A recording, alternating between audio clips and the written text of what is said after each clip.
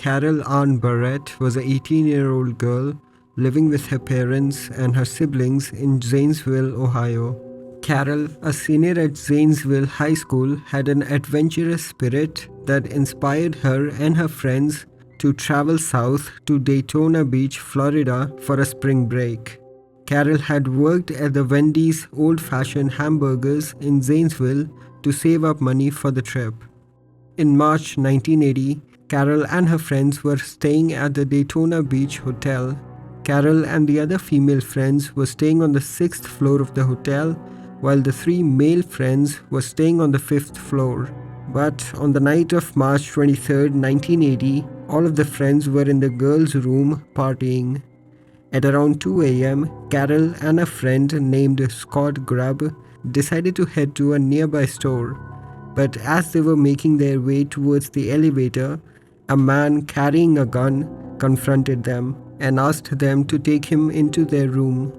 Steve, concerned about the man's intentions, told him they could not get back in because they did not have the key. The man ignored this and pushed Steve towards the door. Frightened, Steve and Carol knocked until one of the friends let them in. The man then told the 8 friends to get naked, then robbed them and threatened that if they tried anything, he would kill one of them. The man then said he was going to take one of them to make sure they wouldn't call the police after he left.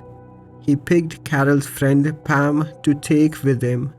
When Pam started to panic, he became agitated and Carol volunteered to go instead. Carol was known for being level-headed and calm under pressure, and she did not offer any resistance when the intruder told her that she was now his hostage. The man told them that he would release Carol within an hour.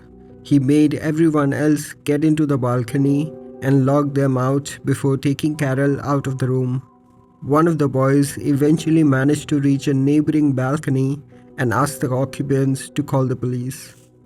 Carol's friends provided the police with detailed description of the abductor.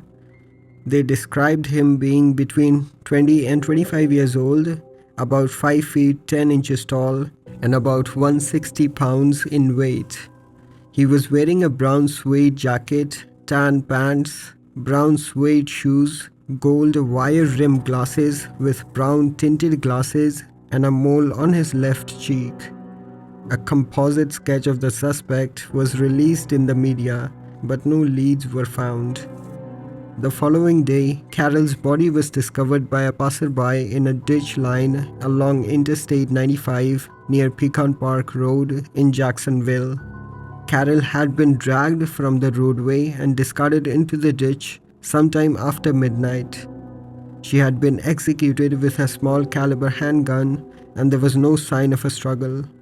She was discovered nude from the waist up with a white sweater pulled over her head. She was wearing a gold necklace and earrings. Her body was positively identified by her friends. Carol's friends and family were devastated by the news. For a long time, the family received prank calls, calling the family and saying, "You're next," and then hanging up. Without any leads or suspects, the case would eventually go cold.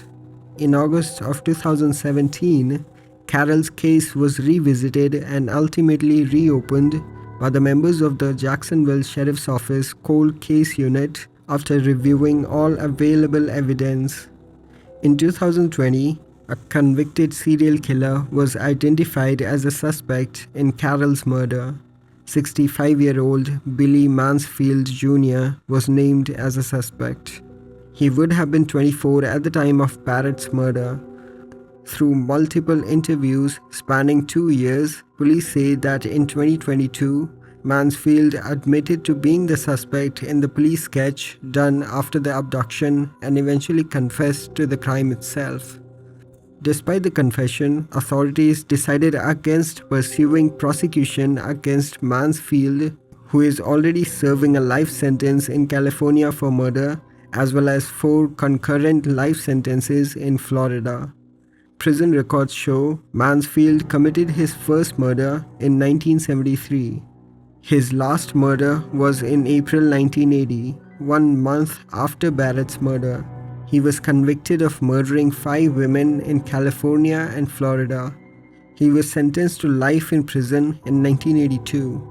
During the initial investigation, cops found that he had buried 4 bodies in the backyard of his Florida home before traveling to California, killing the 5th victim and being arrested. Billy Mansfield continues to cooperate with detectives in other jurisdictions regarding additional cold cases.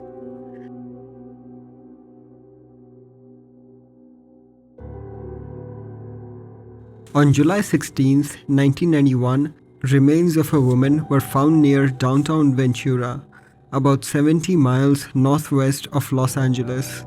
The woman was later identified as 42-year-old Danielle Kloss. Danielle had been found partially clothed and had been sexually assaulted. She was ultimately bludgeoned to death with a rock. A rock covered with blood was found near her body and was believed to be the murder weapon. Danielle was last seen on the previous night, on the night of July 15, 1991. She was speaking to a man driving a small white pickup truck with pinstripes. She was reported missing by her husband the next day after she failed to return that night. Police collected evidence found at the crime scene, which included fingerprints, cigarette butts, trash, papers, rocks, and anything else that looked disturbed.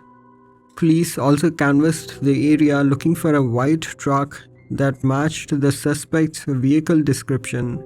In interviews at the time with friends and family, Danielle was remembered as a sensitive artist who had struggled with drug addiction and was helping others with addiction issues at an adult school in town. Despite evidence found at the crime scene, no leads were found, and the case would eventually grow cold. Danielle's 1,000-page case file and DNA evidence from sexual assault kit and the rock found at the crime scene sat dormant at a Ventura police station for 25 years. Over the years, the DNA sample from the case was entered into CODIS. However, no matches were found.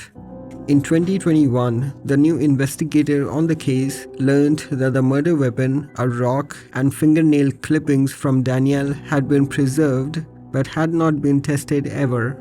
He then requested that the evidence be tested to compare DNA on the rock and the fingernail clippings to the DNA from the sexual assault kit. The officer said, "This test would either confirm or deny that our murder suspect and the rape suspect were one and the same." By September 2021, all the DNA came back as a match to one unknown suspect. This led to the next step of testing the evidence using the new technology of forensic genetic genealogy. Using genetic genealogy, forensic specialists were able to develop a family tree of the suspect. They were able to find a living family member of the suspect who had an interest in familial genealogy. She had already built a family tree herself. Investigators went to connect with her in San Diego, where she gave them a breakdown of her family tree and a DNA sample. Through her DNA sample analysis, they were able to learn that she was the first cousin match, eventually leading them to 2 brothers who were possibly matches for their suspect. A sample given by one of the brothers eliminated him, which positively identified the other brother, Larry Devin Welch, as the killer. It was found that Welch owned a white Ford Ranger, had a PO box in Ventura the year Danielle died. He was also seen with her around the time and was seen by another witness in the area where her body was found. There was no known connection between Welch and Danielle. However, Welch will not face justice as he died in 1999. Danielle's family is grateful that they finally have some closure after 33 long years of not knowing what happened to Danielle. Danielle's sister Marcy Forte said, "My sister was so much more than a victim of a brutal murder. She was an artist, a daughter, a sister, a mother, and a wife. She was a good person with a mighty soul, and she was taken way too young. I didn't really believe that the police were going to solve this, because there are other crimes being committed all the time. I am so grateful that I lived to see at least a meter of justice and that they found out who did this.